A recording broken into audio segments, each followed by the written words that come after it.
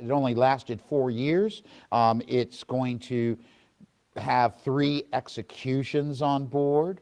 There are 20 different men that are going to be flogged on board. It's going to see that it ends its service capsizing in 10 minutes, believe it or not, off of Vera Cruz.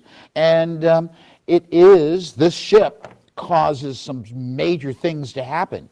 Number one, the founding of the United States Naval Academy will be created as a result of the Somers Mutiny. We'll go into that in a little more detail.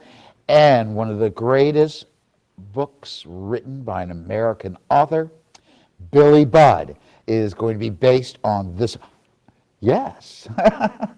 I sometimes come up with interesting things, I guess. But anyway, the Somers is built at Brooklyn Navy Yard and is going to be commissioned in May of 1842. She's 100 feet in length. She only is 263 tons. Her beam is 25 feet, and her draft is 14 feet. So it's a rather small vessel. Its crew is 13 officers and 80 men. So it's a tight space for a tight group of people, and that's where trouble begins. So it was armed with 10 32-pound carronades, and as you know, those are the short-barreled cannons that were popularized between 1870 and around 1840. 1770 to 1840. Let me get that right. So, its first commander is going to be a man known as Alexander Slidell Mackenzie. And he's from this famous Slidell family in Louisiana. His older brother was Chief Justice of the Louisiana Supreme Court. His other brother was John Slidell, who was not only a U.S. Senator, but he was an ambassador of the Confederacy to the court of St. James and Louis Napoleon's court. And actually, he was captured as a result of the Trent affair. So the Slidell family is famous indeed. Now, but he's called Mackenzie, and why did that happen? Well, he just so happened to have a maternal uncle whose condition of him receiving a very large inheritance, over $1 million, was to change his last name. And so he did so. He went to court, changed his name to Mackenzie, and that's why he's always known as Alexander Slidell Mackenzie. I would have changed my name as well, but I have to tell you, he is actually a very famous author. He's friends with Washington Irving. He's friends with, actually at one time he was friends with James Fenimore Cooper, but that's going to change as our story progresses. He was a very good friend of Henry Wadsworth Longfellow. So basically he wrote numerous books. My favorite is The Life of Stephen Decatur. He really captures the story in a fine way. And also The Life of Oliver Hazard Perry, American hero. That was a sensational book. And how did he get to write these things? Well, it just so happens that he marries into his sister marries into the Perry family. And her husband is going to be Matthew Galbraith Perry, brother to Oliver Hazard Perry. So there he's got all the papers and everything like that. MC Perry, actually has all of Stephen Decatur's papers, so it's like easy for him to do, and actually his prose is excellent. So here is a luminary, all right? A wealthy man, a luminary author, famous for his works, and also a U.S. Navy commander. Well, the Somers, the Somers is going to go on a cruise. Now, I forgot. How did the Somers get its name? And it's going to be named for this man, Master Commandant Richard Somers. Now, Richard Somers, believe it or not, was from New Jersey. He went to Philadelphia's Episcopal School, and he's in the same class as Stephen Decatur and also Charles Stewart. These are great, as you know, naval heroes. And so he rises up with them and joins the Navy, and their first cruise all together is going to be on the USS United States. It's actually the USF United States back then, because the United States frigate. So anyway, they go on that cruise, which is really tremendous for them, and they end up serving under Commodore Edward Preble during the first Barbary Coast War. One of my favorite books when I was a kid. The author escapes me right now, but it's called Preble's Boys, and it shows all these naval heroes all serving in the first Barbary Coast War under Edward Preble. So anyway, he's one of the Preble's boys, and he is brave. He is with Stephen Decatur when they destroy the USF Philadelphia, which had run aground. The Tripolians had captured it, and so it was a heroic how they captured the vessel and burned it and escaped in a little boat known as the Intrepid. Now, trying to get at the Tripolians, Richard Somers will be given a job of taking what is called a floating volcano or a fire ship into Tripoli's harbor and to set it afire, and then it will blow up and then destroy a lot of Tripolian ships. Well, the trouble is, as they enter in the harbor, they will be fired upon by a shore battery, and Somers, they believe, will ignite the ship himself, and killing himself and his 13 volunteers, rather than to allow the Intrepid to be, fall into the Tripolian hands. And so this is the explosion itself, so you can well imagine that this is amazing, and Somers becomes one of those great American martyrs, because the story goes, if you read Navy stuff back then, is that we don't know whether the carronades that are firing at him actually explode it, or whether he actually explodes it himself, or it was an accident.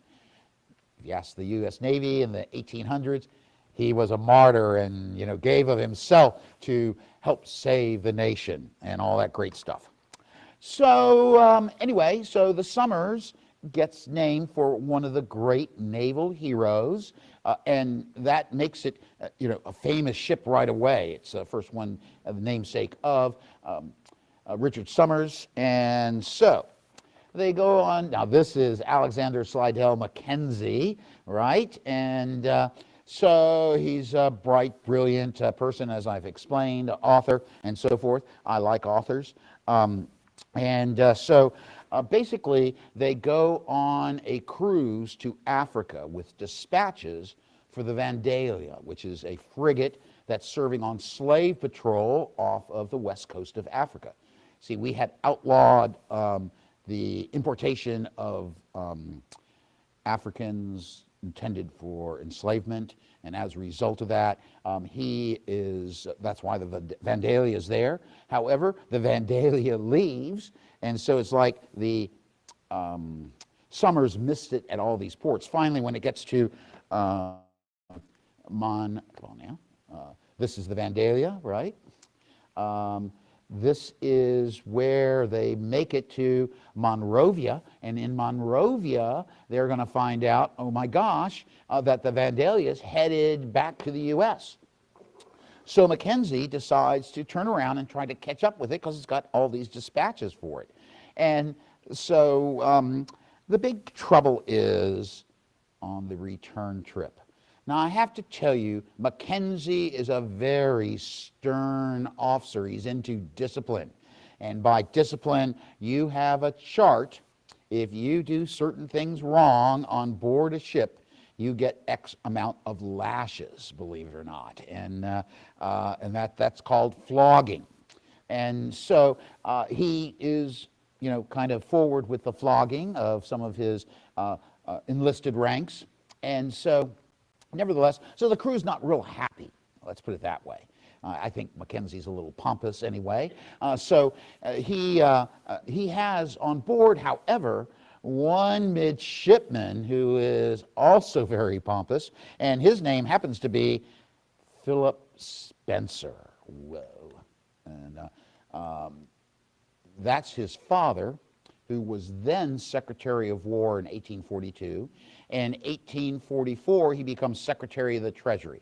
He is from New York. He's a very successful lawyer, and he has a crazy son. And when I say crazy, he's just called highly intelligent, but he was wild and considered out of control. Now, calling that someone in 1840 means they were really out of control. He attended Union College. However, they said, you know, we can't control this kid, so he can't come back to school. And so his father gets him into Geneva College, which is now Hobart College. But while at Geneva, he will create the Chi Psi fraternity, but he didn't last very long as a student, although he's an excellent, very intelligent person. He could speak Greek, Latin, French, English. Okay, so this guy is pretty sharp. He, however, is just wild. He drinks a lot, is I think his main problem. And you know, one of his favorite pastimes is reading sea stories. One of his favorite books is by Captain Edward Johnson, which is all about the famous pirates of the late 18th and early 18th and late 17th century. Actually, Edward Johnson is Daniel Defoe, so this tells all about these great pirates and what they do and how their lives are. It's kind of fanciful, but nevertheless, this guy just eats it up. So he decides when he is thrown out of, he didn't decide to leave Union College, they decided for him. So he decided he was going to sign up for a whaler in Nantucket. His father said, hold on here, you know, you don't want to go to sea as a mere rating, you want to go to sea as a gentleman, therefore you need to be an officer, and I'll get you an appointment as a midshipman. Now, of course, you can get him an appointment. He's Secretary of War. So he joins the U.S. Navy, and he's going to be assigned at first to the USS North Carolina, which is a 74 ship of the line. This is a big ship, but he is wild on board. Now, remember, he's a midshipman, and so he actually gets in a fight with one of his supervisors, a lieutenant, and he fights this guy twice. U.S. Navy doesn't like that, so they reassign him to another ship, and the John Adams goes down on slave patrol to Rio de Janeiro, right? And there he gets in a huge brawl on shore with the English officer. That's really not action becoming an officer, I think we'll say. And so he's under pressure, so he resigns his commission. Well, Dad says, oh no, we're not going to accept his commission, and he's going to do well on his next assignment. He just doesn't get along with everyone. The real answer is he is a real drunk. So there he is, Philip Spencer. This is a print taken from a painting that is from his days at Geneva College. And so he's handsome. Now, he has a wandering eye, but everyone else says he's handsome, highly intelligent, and he's fun to drink with. So I don't know if I want that reputation, but nevertheless. So on the return voyage from Africa, Philip Spencer is going to become really close with many of the ratings, and as well as what we call today petty officers, but like boatswain's mate. Cromwell is one of his good friends. And why is he a good friend with these people? Now I got to tell you, the Somers is what's called a school ship. And that means we're training midshipmen to be officers. And so if you're an officer, you have easy access to alcohol. And if you're a rating, you get your grog ration twice a day. So I people, when they get that raw grog ration, they kind of want some more. And so Spencer has total access, and so he will provide many of the younger midshipmen, or as they were trainees actually, and with rum and brandy and things like that. So he becomes close with them. Now Mackenzie is a harsh commander, as I said. There were numerous floggings that are going to occur. So actually, life on board the Somers, remember 100 feet long, just remember, and 25-foot beam. What are we doing here? Not a lot of space, right? And so everyone is getting upset about Mackenzie's rule, as they call it. Spencer included. And Spencer, everyone knows Spencer's father is Secretary of War. Wow, this guy is great. And plus, he gives us rum. And so we like him. And so the end result is that Spencer starts to meet at night with several crew members, and he tells one that basically he told Wales, actually a man known as J.W. Wales, who was a steward on board the ship. He tells him, I'm going to plan for an uprising on board this ship, and we're going to take the ship to the Isle of Palms, and we're going to become pirates. And he said, if you tell anyone, I'll kill you. And so, Wales thinks about what I should do with that information. And so he goes to Alexander, and, oopsie, I don't want to go there yet. Whoops. I get excited with my slides. So he goes to actually Gert Gansevoort, who's a very wealthy individual, and he's a lieutenant in the Navy. He's actually first lieutenant on board the Somers, which makes him the executive officer. So he is going to tell Mackenzie that, look, Spencer is planning a mutiny. And Mackenzie says, that's childish. He would never do that. Thinking of his father and so forth. And so, but he tells Gansevoort to watch him. Well, as Gansevoort starts paying attention to Spencer, he also talks some of the crew. And they all say, oh yeah, he meets at night with boatswain's mate Samuel Cromwell, as well as a man known as Smalls, Eliza Smalls, who's just a rating, a seaman, ordinary seaman. So they meet and they drink, and so all the other crew members says, oh yeah, they're in there doing something. So Gansevoort goes and tells Mackenzie. Mackenzie goes and sees Spencer. He says, what are you up to? And we know you told Wales that you were going to plan a mutiny. He goes, oh, that was a joke, Why would I want to plan a mutiny? And so they inspect Spencer's locker. And in there they find papers written in Greek that list all the crew members, and with notations, I'm going to be with you, I'm not going to be with you. So actually it ends, the notes say, the remainder of the doubtful will probably join when the thing is done. If not, they must be forced. If any not marked down wish to join after the thing is done, we will pick out the best and dispose of the rest. That's pretty damning. And so, and this other midshipman on board also spoke, because it was written in Greek.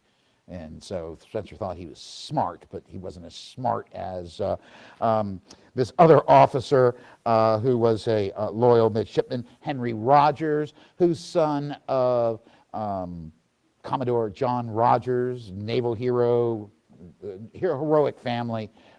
And so Spencer is placed in irons out on the quarterdeck, right? And so Spencer is not very happy with that. Gansevoort is going to go to Samuel Cromwell and he was known as the largest man in the crew. I don't, you'll understand why that came out.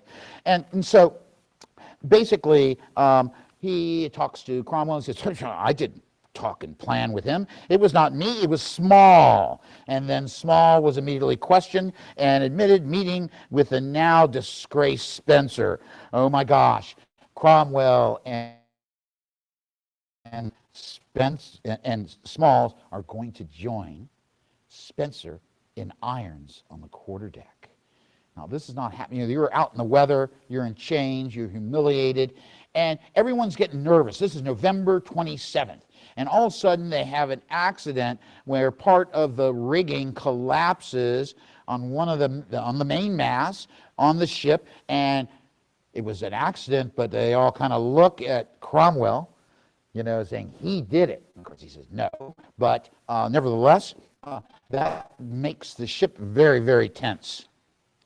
Now the plot is going to thicken now, because wardroom steward Henry Waltham was going to be flogged for stealing brandy to give to Spencer. Oh my gosh, now he's flogged 20 lashes with a cat o' nine tails. You can imagine that's not happiness. It's out on the deck in front of everybody. But he doesn't learn his lesson, because after he's punished, he then goes and tries to steal some brandy to give to Spencer. He gets caught again. The next morning, on the 29th, he's going to be flogged again. My gosh, the crew is just intense.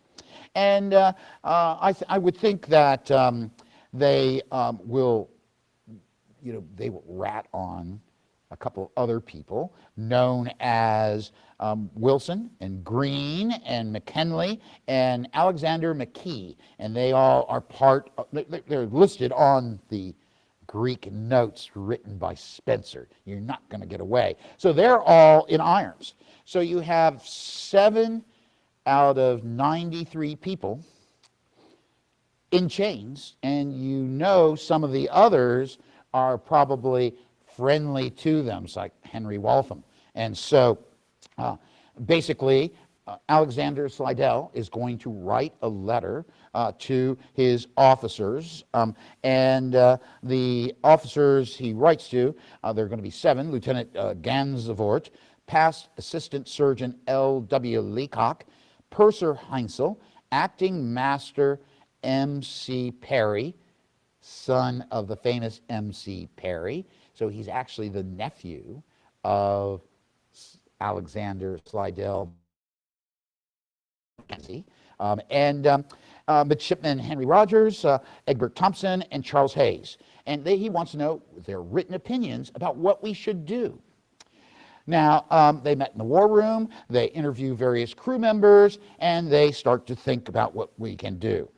Now, I'll tell you, the next day, they will announce to the crew, this is 30th of November, they'll announce to the crew that, oh my gosh, these people are guilty of mutiny, and the 3 guilty are going to be Somers, Cromwell, and Smalls. And that the very next day, they are going to be, in the morning, dawn rises, they will be hanged from the yardarm and then cut down and buried at sea. And the rest of the crew's going, oh my gosh. Now, this is 1 December. The ship makes it to, they make it to St. Thomas on 5 December and New York on 15 December. So the question is, why did Mackenzie act so quickly against Spencer and the others? Well, I'll tell you, when they arrive in New York and they pull into the Brooklyn Navy Yard, the news spreads, the shocking news spread of Spencer's death. They didn't care about the other 2. They cared about Spencer. Remember, his dad is Secretary of War, and so Mackenzie decides that, I want to have a court of inquiry to investigate the mutiny, and it outcomes. Mackenzie was exonerated by the proceedings, but that's not enough. He demands to have a court-martial, because Spencer would have done so anyway. Why would Spencer have done so? Well, his son is dead, and he wants to know why. This is the first mutiny and execution of mutineers on a U.S. Navy ship, 1842. So this is shocking. The Navy has only been organized 46 years by that time, so this is a landmark event. So basically, the trial is going to last from 28 January to 31 March. 3 criminal charges of murder were leveled against Mackenzie for the death of those 3 seamen suspected of mutiny. He was also charged with 2 counts of oppression, illegal punishment, and conduct unbecoming a naval officer. I will tell you that's a pretty strong charges. Now, when Mackenzie defends himself in the proceedings, and he actually ends his defense with, "When we made more prisoners from the crew than we had the force to take care of, I was more fully convinced of the necessity to execute Mr. Spencer, Cromwell, and Small for the safety of the crew. So I admit that acting Midshipman Philip Spencer, boatswain's mate Samuel Cromwell, and seaman Eliza Small were put to death by my order. But as under the existing circumstances, this act was demanded by duty and justified by necessity. I plead not guilty to the charges." Wow. And all the witnesses agreed with Mackenzie. So there's nobody, to disagree with the account. Of course, Spencer can't say a thing. And so they actually, when they find him not guilty, all these charges involve the life of the accused, and as to the finding in his favor, he is entitled to the benefit of it, as in the analogous case of the verdict before a civil court, and there is no power which constitutionally deprive him of that benefit. Basically, the finding exonerated Mackenzie, but also said you can't take this to civil court, because everyone knew Spencer, Dad, was vindictive, and that would have taken Mackenzie to court. Now remember, Mackenzie's a very wealthy person, and so this is the court of public opinion is definitely against Mackenzie, and because Spencer sends stuff to newspapers. This is when newspapers are really controlled by political parties. I don't think that's changed, but anyway. Basically, James Fenimore Cooper has stopped being Alexander Slidell Mackenzie's friend because they disagree over the book that Mackenzie wrote about the life of Oliver Hazard Perry. And Mackenzie says that Jesse Elliott, commander of who fought with Perry at the Battle of Lake Erie, was negligent of his duty, and so that caused Perry to go from one ship to the next. Oh my gosh, this is the big thing that happened during the Battle of Lake Erie. So, you ready for this? Fenimore Cooper publishes Proceedings of the Naval Court-Martial in the case of Alexander Slidell Mackenzie, a commander in the Navy of the United States, and etc., including the charges, specification of charges preferred against him by the Secretary of Navy. And he annexed to those proceedings his own review about how Mackenzie had violated the act of unbecoming a officer, right? That Spencer was not guilty as charged. So this is continues until Mackenzie's death in 1848 of a heart attack, because Cooper is constantly writing things about Mackenzie. So this is unbelievable. Cooper won't let go of it, and the only person that can let go of it is Mackenzie when he died. So now, what are the lessons learned from this?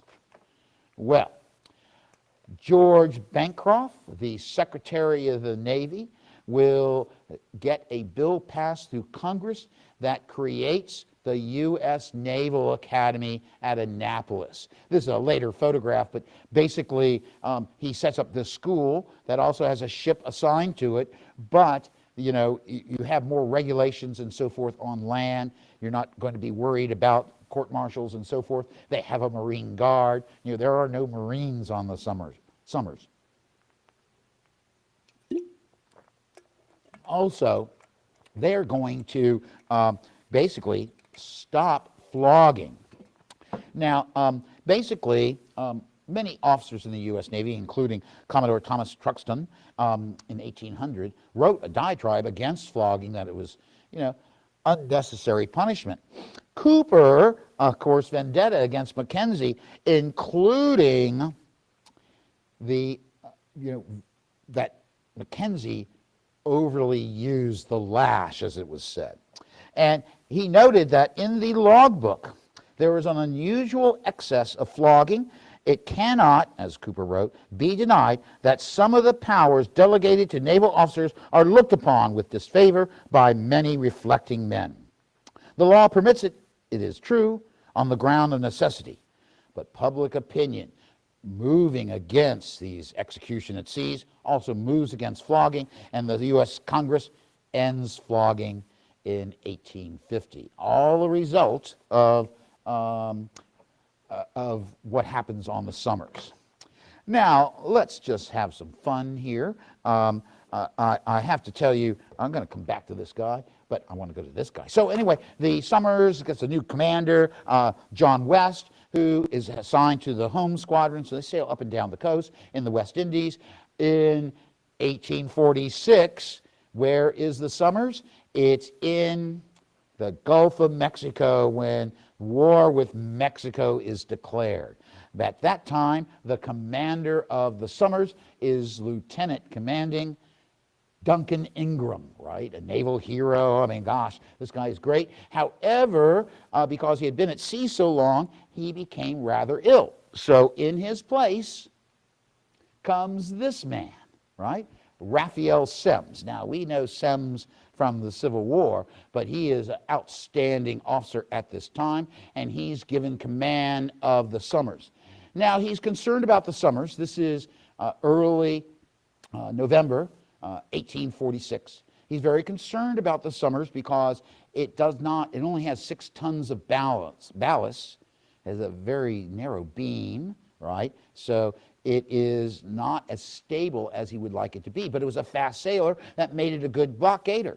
Now, he actually captures a blockade runner, the Creoto, and the Creoto, guess what, was burned by Semmes, and unfortunately, it was a spy ship sent into Vera Cruz by then Commodore David Connor, who was command of the American home squadron off of Vera Cruz at that time.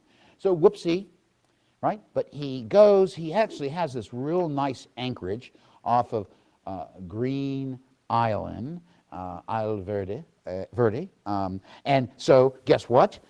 They go chasing a blockade runner on 8 December 1846. Oh my gosh, I'll get back to him. Oh my gosh, the ship is hit by a fierce squall and rogue wave, and it capsizes. Semmes writes, that he knew the ship was lost once its sails touched the water. Okay, you're not going to be able to right your ship. So the ship sinks in 10 minutes. Raphael Semmes is able to be saved because he hangs on to a grating, which was wooden, and he was then picked up by a ship's boat. Actually, the rescue of 36 men of 80 will go down with the ship. So you just got to think that it's a quick event. Actually, many European nations will send their ships in to try and rescue the men, especially this one, the Edelman. This is famous for capturing the USF President, commanded by Stephen Decatur during the War of 1812. So anyway, this is really a powerful event. The Congress makes gold medals for the crews, gold and silver medals for the crews and officers of these ships that rescue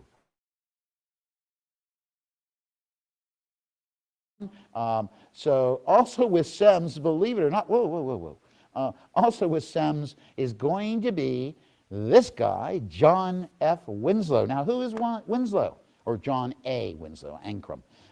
And who is this guy? Well, I have to tell you, he is going to be in command of the Kearsarge during the battle off of Cherbourg, right? And which Winslow is commander of the Kearsarge, and Semmes is commander of the Alabama. These guys also were bunkmates on the USS Cumberland. So, you know, when we talk about the Civil War being a fight of brother against brother, you got it right there. But Semmes doesn't care. So let's get to the real conclusion. I have to tell you, this is Herman Melville. And as we know, he is one of America's greatest authors. He actually serves at sea in both on a whaler as well as in the U.S. Navy. He writes stories about his adventures at sea, White Jacket, of course, Moby Dick, which, you know, Melville is real smart. He went to one of the survivors of the Essex, whose ship was actually rammed by a whale, and there are 3 survivors. They had cannibalism and things like that, but nevertheless, he writes down the story, then he turns it into Moby Dick. Oh my gosh. Now, he has an affair with this woman that lives on the farm next to his. She says, oh, you're a great poet. So he stops writing prose, and he starts writing poetry, and let's just say his poetry is not that successful. You know, he only makes $50,000 from all his writings during his life. So that's not much, I'll just tell you. And so that would be equal to $250,000 today. But that's being an author for 50 years. So you can, well, now, when he dies, he leaves behind this unfinished manuscript that his wife tries to put together. Other scholars come in and put it together. They publish it in 1926. And then some other scholars from Columbia will really write what we know today is the tale of Billy Budd Sailor. And I have to say, Billy Budd is taken right from the Somers because remember the executive officer, Gert van der Groot, he is first cousin to guess whom? Melville. So Melville sits down to him and tells me this story, and so he starts to write it down, and then he dies, and they try to put it together, and it becomes a powerful story. As you know, Billy Budd is a handsome and charismatic and intelligent young sailor who's been impressed to serve on a British ship, and he also has a stutter. Well, Master-at-Arms John Claggart, who thinks that Billy Budd is just too much for his own britches, will tell the commander, Captain Edward Vere, that Billy Budd is planning a mutiny. So they're brought into Captain Vere's cabin, and basically Claggart makes his claims against Billy Budd. Billy Budd can't believe what's being said, and because of his stutter, he can't get his words out, so he strikes good old Claggart, and Claggart falls back and hits his head on the knee of the ship, supporting the ship, and dies. Well, Vere, knew that Budd was morally correct, what he did, and that was innocent of the charges. But nevertheless, the rules were that if you strike an superior officer, you're going to be hanged, and if you kill someone, you're going to be hanged as well. So despite all the goodness that is evokes from Budd, Budd will be hanged the next day. And his last words are, "Thank you, Captain Vere." Captain Vere, weeks later, this is during the Napoleonic Wars, will actually be mortally wounded in a battle, and as a result of this, his last words will be, "Billy Budd, Billy Budd." And that's my story today. Any questions?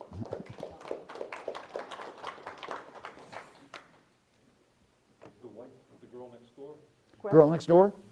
Did he marry the girl? No, no, no. He was already married. He was That already just a married, so you know. tryst. They would take walks in the wood, which you would do on your farm, but just so happens they timed them very nicely, and as a result, they, you know, kind of had an affair. You know, what can I say? And who was it that played Billy Budd, the one you liked the best in the film? The guy I thought did the best in the film was Peter Ustinov. He was Okay. Captain Veer, and he just plays that part in such a wonderful way. So, yeah, that I think that film came out in like 1964. It was a hot one for me, you know. So. Any questions in the room? I'll bring you the microphone. Yes, Mr. Terry. Put it up to your mouth. Yeah, just a brief question, John. How much did the U.S. Navy play in the Mexican War? I mean, to help the U.S. Oh, big time. Can you give us a couple examples? Yes. In fact, I'm going to give a lecture next year about it, but I'll tell you right now that they support the landings of Winfield Scott's army near Vera Cruz at Anton Lizardo, and basically they will take guns off of ships to use as siege guns to capture Vera Cruz. So that's a very important role. They actually operate along the Mexican Gulf of Mexico coast and capturing towns like Tabasco. On the west coast, Commodore Robert Stockton is going to actually capture San Francisco and Los Angeles without a shot. The Blue Jackets and Marines actually play a big role on shore battles against the Californios, who were there and didn't like the Americans coming and taking away their towns and their land. So that was big. But the real place they served was in the Gulf of California, Baja Peninsula. Actually, I'm writing a book right now about John Worden, and I just finished writing the chapter on what he did. And actually, he would land with weapons. He was on board the USS Southampton. Why can't I remember? Southampton. And he actually delivered weapons and fought off the Californios on several occasions. So he played the Navy played a huge role because they were mobile and they could take their own personnel along with some army, but they basically had artillery, mobility, and great leadership, which basically Baja Peninsula should have been, they thought it was going to be part of the peace treaty that ended the Mexican War.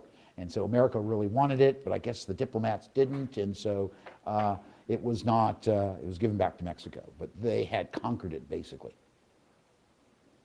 Christy, we have an online question. Yes, we do. Well, I have one comment and one question. The comment is from Reed Menting. He just wanted you to know that this was the best you gave. He found it entertaining and informative. The question that I have comes from Andrew Van Duren. He asks, do historians generally recognize James Fenimore Cooper's assessment of Mackenzie and his dastardly conduct as the most accurate? No.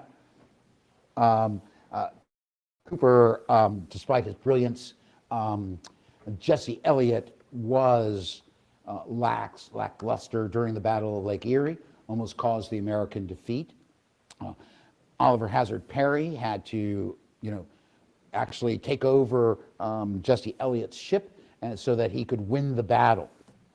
So that was bad blood. And in fact, not a lot of people liked Jesse Elliott because he flamed the disagreement between James Barron and Stephen Decatur, which caused Stephen Decatur's death in a duel, right?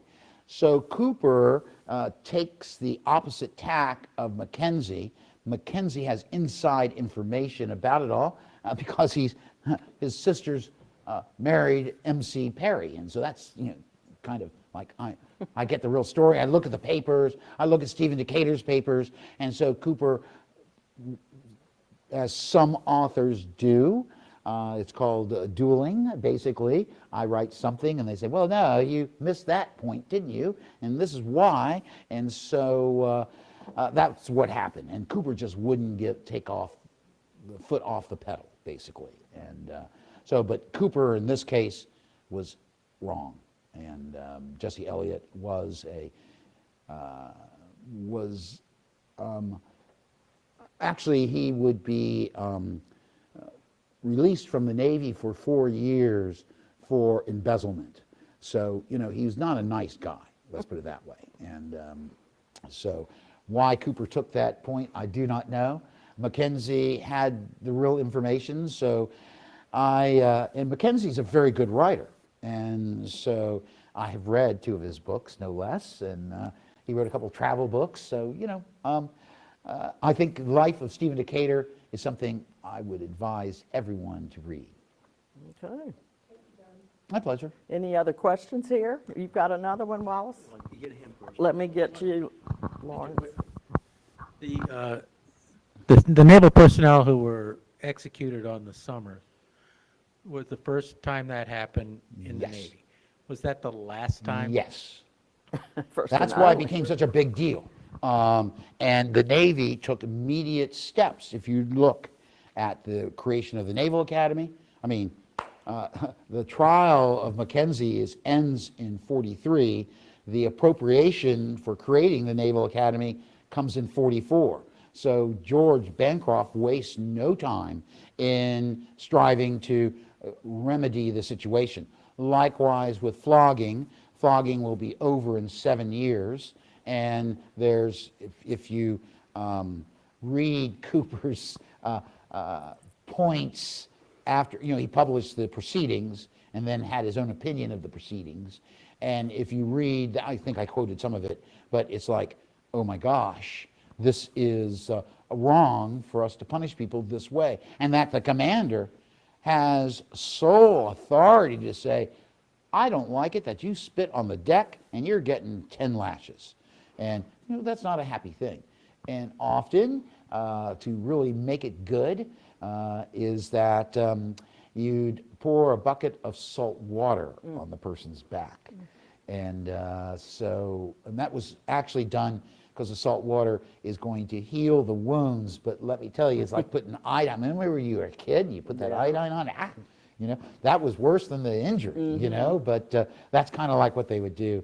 And so Mackenzie is just following the rules of the sea at that time and was right in noting that there were not enough, you know, it's a small crew. And if you got 7 people in irons, 5 others that are going to be flogged during that time period, what do you have? And you're looking at a list where Spencer says, oh, these guys, 20, are going to join my mutiny. These other guys probably will once we do it, and then we're going to kill everybody else. Actually, Mackenzie tells the crew that these guys are going to be punished, and if we don't, they are intending to kill all of you. So, you know, whoa, that was, that's a pretty good, you know, Here's a Mackenzie knew question, what he was Doug. doing. Yes.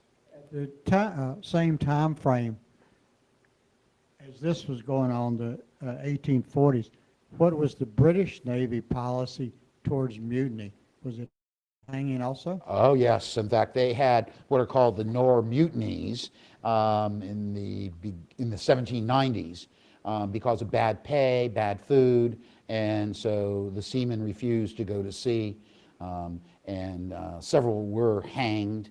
But I have to say that it was a fear that, you know, you have X amount of officers and you've got X more enlisted men, right? And so, you know, you're controlling them. And some captains were brutal. And, you know, I'm going to maintain discipline despite anything. And, you know, that's the point of view of Billy Budd, is that, wow, these other mutinies has happened, so Vere has to deal with Billy Budd to the true letter of the law.